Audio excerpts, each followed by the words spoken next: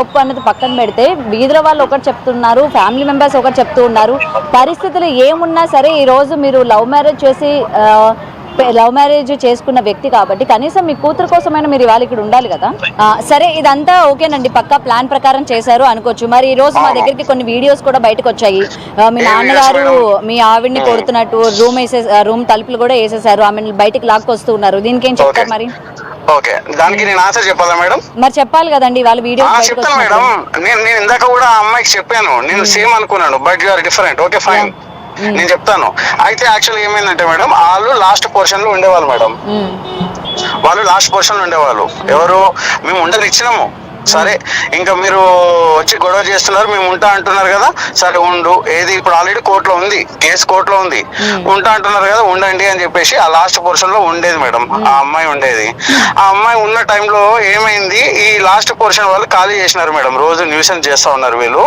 మా టెనెంట్స్ ని మొత్తం ఖాళీ చేపించినారు. మాకు ఒక 40,000 ఇన్కమ్ వచ్చేది మేడం. యాక్చువల్ గా మా మదర్ కి ఆ 40,000 ఇన్కమ్ ని మొత్తము అది చేసేసినారు.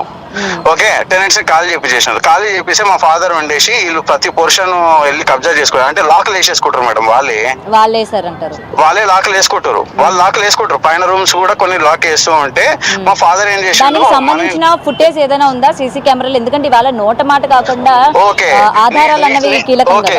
ఓకే, నేను ఒక ఫుటేజ్ మీకు ఇస్తాను మేడం. ఒక ఫుటేజ్ ఇస్తాను. ఆ ఫుటేజ్ లో వాళ్ళ తమ్ముడు మా ఫాదర్ మీద కొట్టడానికి వస్తున్న టైంలో ఆ అమ్మాయి కెమెరాని వేరే సైడ్ కి ఎందుకు జరిపింది, ఆ వీడియో ఆ అమ్మాయికి ఎంత తెలియలేదంటే, ఒక వీడియో కెమెరాని జరిపితే ఇంకో వీడియోలో పడుతుంది కదా అమ్మాయి, అటు సైడ్ నుంచి ఆపోజిట్ సైడ్ నుంచి వచ్చే వీడియోలో పడుతుంది కదా. నేను ఆ వీడియో మీకు షేర్ చేస్తాను మేడం. మీరు మీ మీడియాలో షేర్ చేయండి. ఇప్పుడు రియల్ గా ఆమెకి నిజంగానే ఆమెకి ఇబ్బంది అవుతుంది, ఆమెకు ప్రాబ్లమ్స్ అవుతున్నాయి అన్నప్పుడు వాళ్ళు మా పైన దౌర్జన్యం చేస్తూ ఉంటే అక్కడ హైడ్ చేయడానికి మా కెమెరాని అటు పైకి ఎందుకు తిప్పింది ఆ అమ్మాయి? నా సింపుల్ క్వశ్చన్. నిజంగా నీకే కదా గొడవ అవుతుంది, ఇప్పుడు నీకే ఇదవుతుంది కదా. అప్పుడు మా ఫాదర్ మీద గొడవ అవుతున్నప్పుడు నువ్వు కెమెరాలను ఎందుకు అటు ఇటు ఆల్టర్ చేస్తున్నావు? సింపుల్ క్వశ్చన్ నాది. నేను ఆ వీడియో షేర్ చేస్తాను మీకు, మీరే చెప్పండి. అయితే అక్కడ ఏమైందంటే మేడం, మా ఫాదర్ ని ఫ్రేమ్ చేసినారు మేడం. సింపుల్ గా చెప్తాను ఏమైందో. మా ఫాదర్ లాక్ వేసుకోవడానికి వెళ్ళినప్పుడు ఆమె ఏం చేసింది అని అంటే, లేదు నేను ఈ పోర్షన్ లో ఉంటా అని చెప్పేసి పెట్టింది. అయితే మా ఫాదర్ ఉండి, అట్లా కాదమ్మా, నువ్వు ఆ పోర్షన్ లో ఉంటున్నావు కదా, ఉండు అని అంటుంటే, లేదు నేను ఇంట్లోనే ఉంటా అని చెప్పేసి పోయి ఆడ లాక్ వేసుకుంటుంది మేడం. సరే ఆడ కూర్చుంటుంది. అయితే మా ఫాదర్ చేతి పట్టుకొని, రామ్మ బయటికి రా, నేను లాక్ వేసుకుంటాను అంటుంటే వాళ్ళ మదర్, ఇంకొక వాళ్ళ వదిన, ఇంకెవరో 2-3 ఉన్నారు మేడం. ముగ్గురు వీడియో తీస్తున్నారు మేడం ఫోన్లతోని. ఎవరైనా నిజంగానే ఏమన్నా చేస్తున్నారు, వీడియోలు తీసుకుంటూ ఉంటారా మేడం? లేకపోతే ఆడ మళ్ళీ ఆ ముగ్గురే కాదు, ఇంకో 10 మంది ఉన్నారు బయట, ఇంటి పక్కన వాళ్ళు వీళ్ళు అందరూ.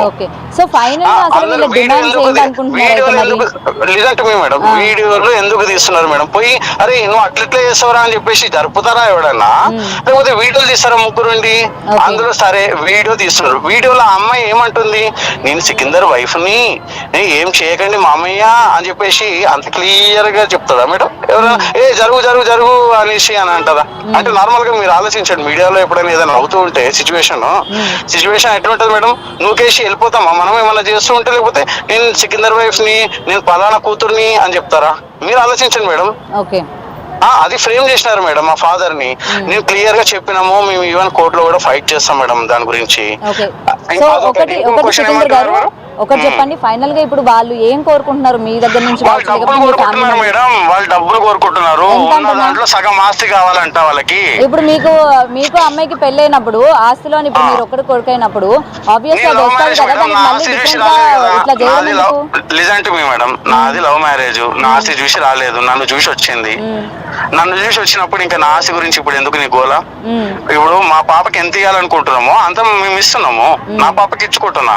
నువ్వు డాక్టర్ కదా, మేము హౌస్ వైఫ్ కాదు కదా, నీకెందుకు ప్రాబ్లము? Your A doctor. మరి అంత ఏంటి అంటే ఒక డాక్టర్, ఆమెకు కూడా మంచి సాలరీ మంచిగానే వస్తుంది కదా, మరి అవసరం అంటారా? ఆమెకు ఆస్తి ఇస్తానని ఎవరు మేము మాట్లాడట్లేదు మేడం. వాళ్ళు అడుక్కుంటున్నారు, వాళ్ళు మాకు సగం ఆస్తి కావాలని అడుక్కుంటున్నారు. అందుకే కదా ఇంత గోల చేస్తున్నారు. వాళ్ళ పేరెంట్స్ అడుగుతున్నారు. ఎవరు అడుగుతున్నారో తెలియదు మేడం. వాళ్ళ దర్పల్లి రాజశేఖర్ అనే ఒక కార్పొరేటర్ ని పెట్టి ఇదంతా దౌర్జన్యం చేపిస్తున్నారు మేడం. మేము లేదు అంత ఇవ్వలేము, ఎందుకంటే మా చెల్లెళ్ళకి కూడా ఇవ్వాలి కదా మేడం. మా చెల్లెలకి ఏమి ఇవ్వలేదు. మా పేరెంట్స్ ఉండొద్దా? ఇప్పుడు ఎవరికి ఇవ్వలేదు. కావాలంటే మీరు రికార్డ్ చెక్ చేసుకోండి. మా ఫాదర్ మదర్ సంపాదించిన ఆస్తి అది. మా తాతల నుంచి వచ్చింది 2 ఎకరాలు మాకు. ఓకేనా? మా మిగతాదంతా ఇప్పుడు మా ఉన్న ఇల్లు కూడా మా మదర్ది. మా మదర్ దాంట్లో ఇప్పుడు నేనే లేను మేడం. ఇప్పుడు యాజ్ ఏ సన్ గా నేను లేను అక్కడ. మా పేరెంట్స్ మా ఫాదర్ గుంజిండంటది, మా మదర్ కొట్టిందంటది, నూకేసిందంటది, ఇంత అంటది కదా. మేమే భయపడి బయట పోయిన వాళ్ళము. సరే మేమే ఇవన్నీ చేసినాం, నిజంగానే చేసినాము. ఇప్పుడు మళ్ళా మా ఇంట్లోనే వచ్చేసి ఉంటా అని అంటారేంది మేడం? సింపుల్ ఆలోచించండి. ఇప్పుడు లవ్ మ్యారేజ్ చేసుకుంది కదా, ఏం చేసినా సరే భర్తతోనే ఉండాలి అని అనుకోవచ్చు కదా. మరి లాస్ట్ 6 years లో 8 months నాతో ఎందుకు ఉంది మేడం? మిగతా టైం అంతా ఎక్కడ పోయింది? లవ్ మ్యారేజ్ సికిందర్ ని చేసుకున్నా, సికిందర్ ఎక్కడున్నాడు పాపం, అయ్యో తింటున్నాడా లేదా, అసలు ఏమైండు అనేది ఎందుకు లేదు మేడం? నీకు అంత ఫకర్ ఎందుకు లేదు?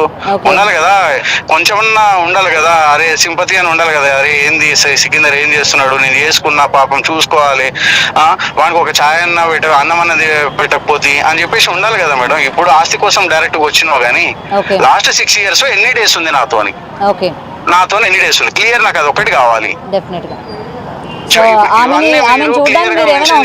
ఇవన్నీ నేను ఏదో చెప్తున్నాను అంటే చెప్తున్నాను కాదు మేడం. మీరు అమ్మాయి సైడ్ ఉండొచ్చు మేడం. ఇండియాలో రూల్స్ అన్ని కూడా అమ్మాయి సైడ్ ఉన్నాయి, ఫేవరబుల్ గా ఉన్నాయి.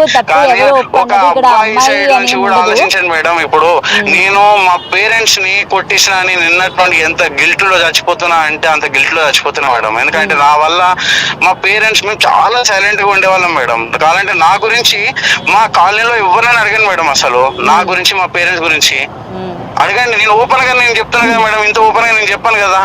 నేను ఓపెన్ గా చెప్తున్నా, నా గురించి ఎవరినన్నా అడగండి అక్కడ కాలనీలో. నేను ఇంటి బయటికి వచ్చినా, నా కార్ ఎక్కేసినా, వెళ్ళిపోయినా, అసలు ఎవరిని అసలు కాలనీలో కూడా ఒక దగ్గర కార్ ఆపుకొని కూడా నిల్చొని అసలు నా పని ఏదో నేను చేసుకుంటూ ఉంటా. ఇంత చేస్తుండగా కూడా, ఇంత సైలెంట్ గా ఉన్న వాళ్ళని కూడా ఇంత దౌర్జన్యం చేసి టెంట్ వేసి మమ్మల్ని రోడ్ కి ఇచ్చారు. లాస్ట్ కి రోడ్ లో వేసి కొట్టినారు కూడా మేడం. నిన్న రోడ్ లో కొట్టి ఆడ రోడ్ మీద కూర్చోబెట్టినారు కింద. తెలుసా మేడం మీకు? అది తెలుసా మీకు? మీరు అది కవర్ చేసినారా?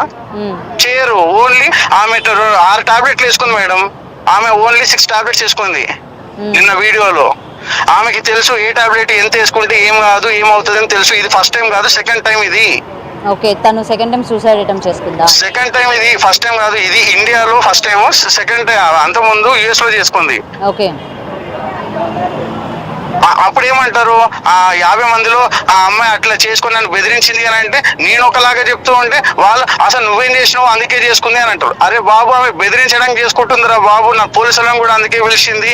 ఆమె బెదిరించడానికి, ఆమె అనుకున్నది సాధించడానికి నన్ను ఏదానికైనా ఎంతైనా లొంగదీస్తుంది నన్ను అనేసి నేను చెప్తుంటే నా మాట వినేవాళ్ళే లేరెవరు. ఎంతసేపు నువ్వేం చేసినావు, నేనేం చేయలేదురా బాబు అంటుంటే కూడా నా మాట విన్నారు. అసలు ఇప్పుడు కూడా అసలు వేధింపులు అనే కేసు పెట్టింది కదా మేడం. మా పైన నవంబర్ లో కేసు పెట్టింది. కట్నం గురించి వేధింపులు, ఈ వేధింపులు, వాళ్ళు అన్ని వేధింపులు చేసినవి మా దగ్గరికి మళ్ళీ ఎందుకు వస్తున్నావు అమ్మా నువ్వు? ఇప్పుడు మీరు ఎక్కడున్నారండి? నేను ఇక్కడ బయట ఉన్నా మేడం. ఇప్పుడు అంటే వేరే ఊర్లో ఉన్నారా లేకపోతే ఇక్కడే ఉన్నారా? లేదు, హైదరాబాద్ లోనే ఉన్నా నేను. డెఫినెట్ గా నేను వచ్చి ప్రతిదానికి ఆన్సర్ ఇస్తాను మేడం. లేదు, ఎవరిని మేడం? మీ వైఫ్ ని చూడడానికి వస్తారా? రాను మేడం, నేను రాను. నేను ఎందుకు రారు?